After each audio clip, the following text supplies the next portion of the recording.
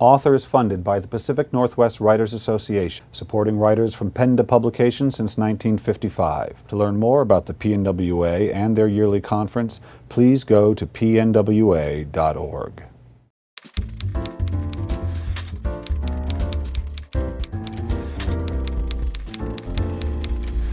Hello, this is Brian Mercer for Author.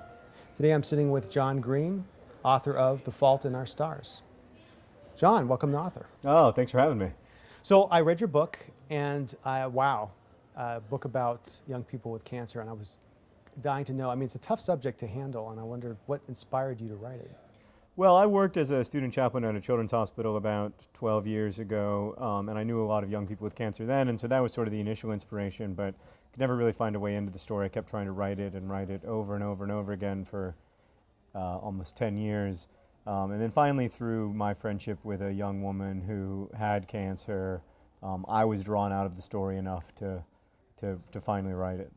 So there's humor in it, but it was sometimes difficult to laugh at it. How would you find a balance to, not being irreverent to the subject, but at the same time wanting to make it a little bit lighter? Yeah, you got to be respectful, but at the same time, you want to be funny. The truth is that while people are alive, they're alive, and they're funny. When part of being alive is being funny, and having a sense of humor, and sometimes that can be very, very dark humor, Sure. particularly in hospitals and among caregivers and the sick. So I wanted to reflect all of that.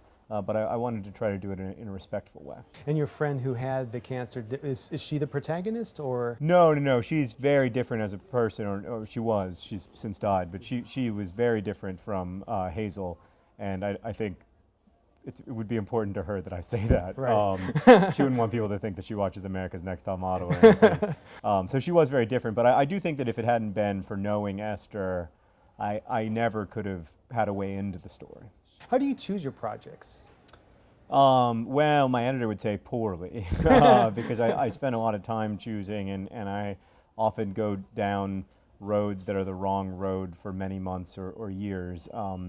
But in the end, I'm always trying to work on the story that I think at that moment will be the most rewarding for my readers. I try to focus on giving a gift to them instead of just thinking about what I want to do. Sure. But there's a balance, don't you think? Because it isn't difficult to, if you're thinking too much about the audience, does it stifle what you want to do? Yeah, definitely. I can't feel like the audience is looking over my shoulder. Right. I never want that feeling, and when I have that feeling, I can't write well. And I can't be focused on the marketplace or think like, oh, this is a commercial idea or isn't a commercial idea. Those are the wrong things to be worried about, in my opinion. Right. So I have to, but if I'm trying to make a gift for someone, then I'm not thinking about the market. I'm not thinking about any of that, and so that's what works for me.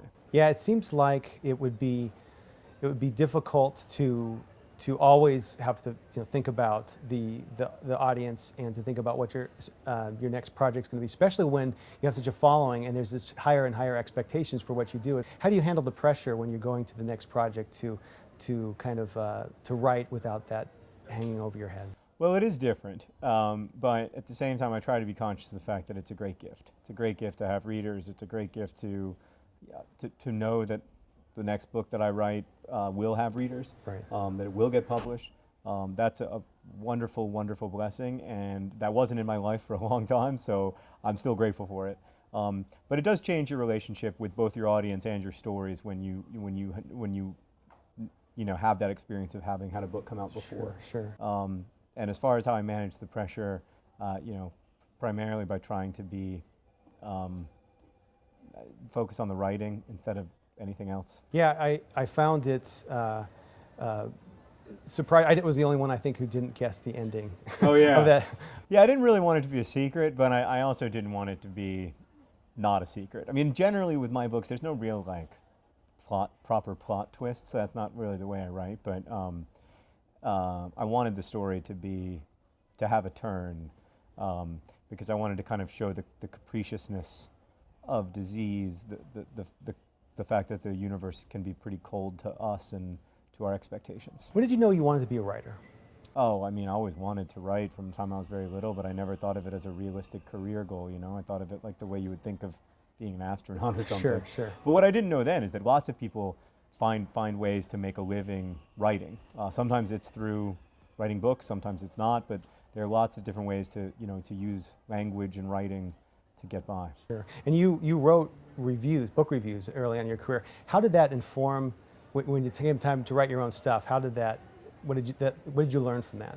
Oh, it's hugely important to me to be able to spend, I love writing book reviews, I still love it. It's really interesting exercise in both critical reading and then, trying to write with clarity and thoughtfulness about a reading experience. Sure. So I really love it, but just in terms of brute numbers, I read hundreds and hundreds of books every year when I was working as a reviewer, and that was huge because before that, without that, I wouldn't have 1,000 young adult novels in the back of my mind when I'm writing. I want to ask you about your vlog, because it's hugely successful, and there's a big, emphasis for authors now to publicize themselves on the internet. What do you think? Could you speak to that a little bit? And what do you think is the reason for the success of the vlog? I don't know what the videos are successful primarily because we got in early. To be honest with you, we started making videos at the beginning of 2007 when it was a less crowded medium than it is now, and we were able to connect directly with our audience, and it just built organically. As far as publicizing yourself goes, there is a lot of pressure for that for authors. I think the truth is you have to do what you find interesting. I use Twitter because I find it interesting, and I don't use Facebook that much because I don't find it as interesting. There are authors who are using Facebook very effectively or touring very effectively or whatever it is, but you have to find the way that you want to reach out to your readers that feels right to you, that feels organic to you, and that's the key, I think. What did you learn from writing The Fault in Our Stars that you're going to take to your next project? Patience. Be patient with myself as a writer, and have faith that I will get there instead of constantly beating myself up over not being there yet. Finish this sentence. If I've learned anything from writing, I've learned to try to be kind to myself and to other people. I really think that writing ultimately is an act of empathy, so that's what I've learned.